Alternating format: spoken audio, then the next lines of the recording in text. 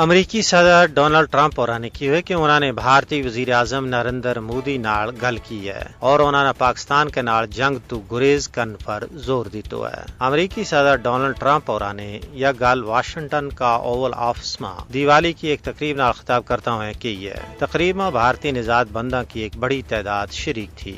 सदर ट्रंप होरां ने शुरका नाल खिताब करता हुए कहा कि मैं आज थारा वजीर आजम के नाल गल की है, मारी मुझ अच्छी गल कथ हुई है, आमने तिजारत का बारा में गल की और मैं यो भी क्यों कि पाकिस्तान के नाल जंग न होवे। मेरा ख्याल में चूंकि तिजारती मामलात जेरे बहस आया, इसी वजह नाल हूँ यह गल मुअस्सर अंदाज में कह सके हो और हुण भारत और पाकिस्तान के विचकार कोई जंग नहीं है, जेड़ी एक बहुत अच्छी गल है। जोहरी ताकत रखने वाला भारत और पाकिस्तान के विचकार 10 मई ना एक माहिदो तय पाया थो, जिसके तहत दोवां मुल्कां ने ज़िमी, फिजा और समुंदर में तमाम फौजी कार्रवाई रोकने पर इतफाक की हो। यह जंग बंदी सदर ट्रंप का ऐलान के तहत हुई थी, जिसमें दोवां मुल्कां ने इस गल को वादो कियो कि वे खिता का अमन ना खतरा में कालन वाला तसादम ना मजीद नहीं बदा से। दोवां मुल्कों के विचकार इन झड़पों में लड़ाका तैयारा, ड्रोन, मिसाइल और तोपखाना इस्तेमाल किया गया।